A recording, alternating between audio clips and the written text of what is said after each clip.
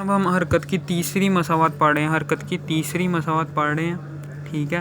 हरकत की तीसरी मसावत में वो हमने सबसे पहले वहाँ पर दूसरे में हमने क्या किया था, हमने दूसरी मसावत में क्या किया था, हमने मुस्ततील का रकबा और मुसल्लस का रकबा दोनों को प्लस किया था और दोनों निकाले थे। यहाँ पर हम क्या करेंगे, हम कुल एरिया निकालेंगे। कुल एरिया ने कितना डिस्टेंस एक बॉडी ने मूव किया है, हम वो टोटल एरिया निकालेंगे, ठीक है ना। वो टोटल एरिया ये है जी OABD निकालेंगे, यानी कि एस कुल area OABD is equal to, ठीक है ना। सबसे पहले हम अमूद देखेंगे, फिर कायदा देखेंगे। अमूद में क्या आ रहा है, जो उनसे अमूद हैं परपेंडिकुलर जो उनसे हैं OA और BD आ रहा है। हम इन दोनों का क्या ले लेंगे, औसत ले लेंगे, ठीक है। OABD का औसत ले लेंगे, यानी कि OA को प्लस कर देंगे BD में, OA प्लस BD तकसीम करेंगे 2 के साथ। क्यों किया है, क्योंकि 2 रकमों का औसत लिया है। अगर 3 का औसत लेते तो 3 नीचे लिखते। यहाँ पर OA को तकसीम किया BD के साथ, OA को तकसीम किया BD के साथ, OA को प्लस करना है BD के साथ और तकसीम कर देना 2 के साथ। यह हमें अमूद का औसत ले लिया और मल्टीप्लाई बाय कायदा।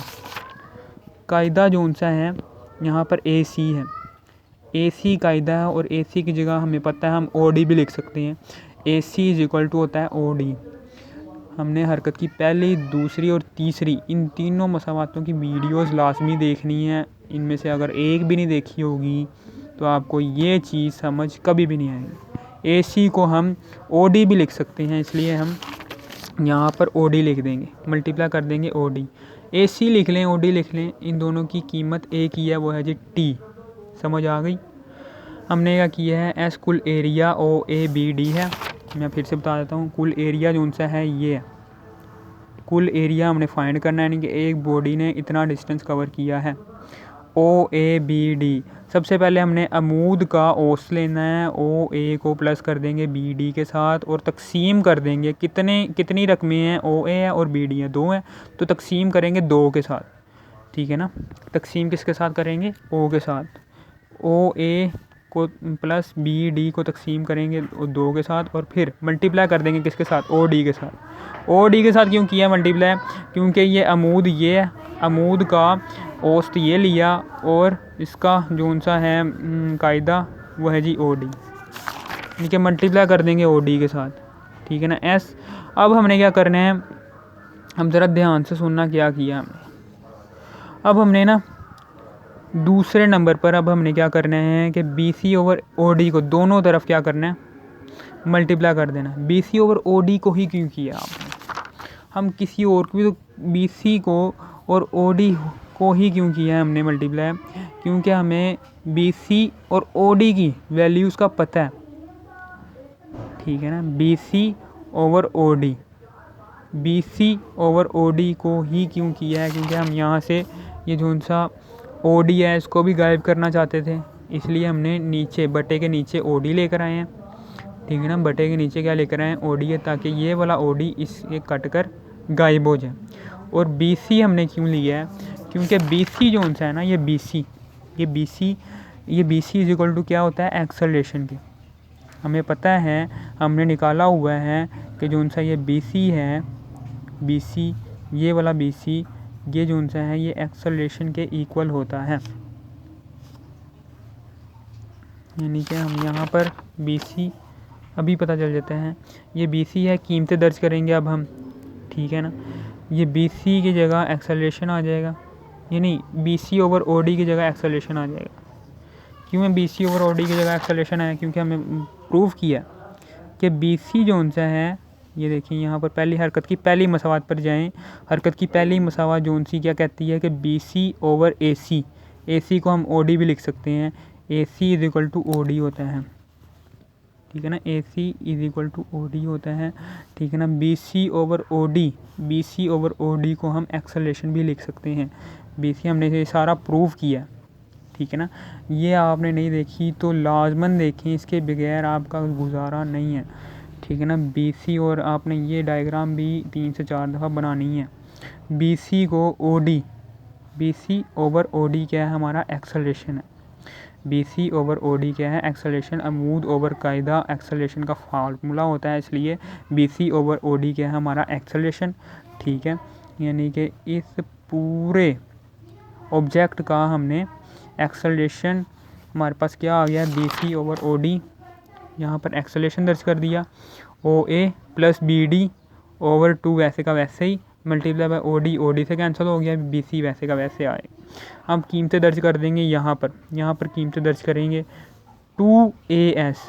ये 2 जो सा यहाँ पर तकसीम हो रहा था उधर जाकर, ये बटे को ख़त्म करना है, ये बटे को ख़त्म करना है ताकि ये जो सी रकमें ये खुल जाएँ।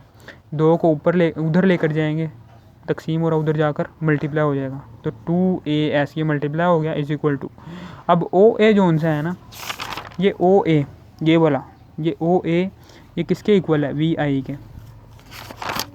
ठीक है ना, OA की जगह VI लिख देंगे, फिर प्लस BD किसके इक्वल है, ये जो सा BD है, ये BD जो सा है ये VI के इक्वल है। BD जो सा है ये वाली लाइन किससे जाकर मिल रही है, VI से मिल रही है। BD जो सा ये VF से जाके मिल रही है ना, ये ऊपर VF लिखा हुआ है, ये BD जो सा है ये VF से जाके मिल रहा है।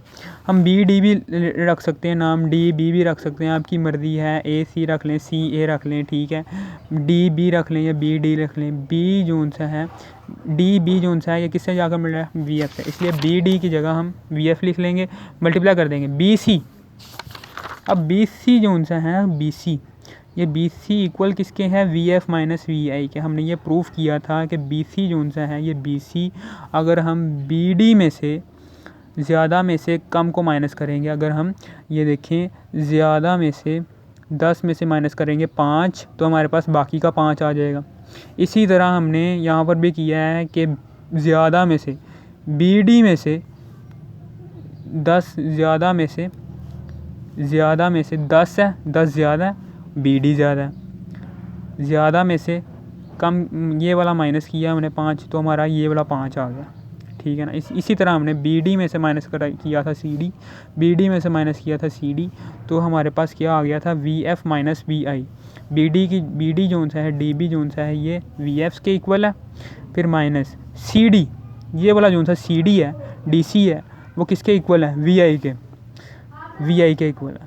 ठीक है ना, अब हमें पता चल गया है कि जो सा BC है, BC ये VF माइनस VI के इक्वल है। हम लिख सकते हैं क्या, VF माइनस VI लिख दिया। अब हमने 2AS वैसे का वैसे लिख दिया इज इक्वल टू। अब ये फार्मूला है कि अगर 2 ब्रैकेट वाली रकमें एक जैसी हों, 2 ब्रैकेट वाली रकमें एक जैसी हैं, VI भी है, इधर भी VI है, इधर भी VI है, VF इधर भी है, VF इधर भी है, और प्लस माइनस यानी कि एक दूसरे के मुखालिफ साइन हो, तो एक फार्मूला बन जाता है यहाँ पर A प्लस B हो और A माइनस B हो ना, तो A square minus B square बनता है। फिर इसी तरह हमने ये फार्मूला यहाँ पर अप्लाई, ये वाला फार्मूला हमने यहाँ पर अप्लाई कर दिया कि VF का होल का स्क्वायर आ गया माइनस VI का होल का स्क्वायर आ गया, VF का होल का स्क्वायर माइनस VI का होल का स्क्वायर। इसको ऐसे भी लिख सकते हैं, VF प्लस VI। अब समझ आ गई, पहली रकम को पहली रकम से मल्टीप्लाई किया, VF का होल का स्क्वायर आ गया, जमा माइनस VI को मल्टीप्लाई करेंगे दूसरी रकम के साथ, VI का होल का स्क्वायर आ गया। अब ये हरकत की तीसरी मसावात हमारे पास आ गई है। उसके बाद ये छोटा सा कॉन्सेप्ट है कि गैलीलियो जो सा था, उसने पीसा पर खड़े होकर एग और तरबूजा नीचे गिराया था, तो दोनों चीज़ें जो सी थी वो ज़मीन पर एक साथ ही गिरी थी, दोनों चीज़ें ज़मीन पर एक साथ ही गिरी थी। ठीक है, अब उसका एक्सेलरेशन क्या आ जाएगा, G = 10 ms-2 आ जाएगा। ये कांस्टेंट वैल्यू है, ये ज़मीन का एक्सेलरेशन है।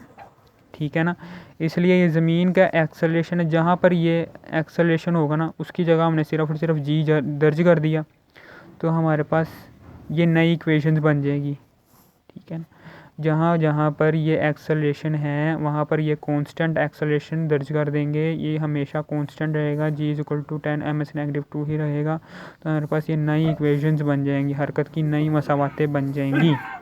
ठीक है, समझ आ गई। यानी कि ज़मीन का एक्सेलरेशन हर एक चीज़ के लिए सेम होगा। ये दोनों चीज़ें जो सी हैं ये साथ ही नीचे गिरेंगी, तो उसने ये अंदाज़ा लगाया कि हर ज़मीन जो सी होती है वो हर चीज़ को अपनी तरफ एक ही फोर्स के साथ खींचती है, वो होती है 10 ms-2। ठीक है, समझ आ गई? ओके हो गया।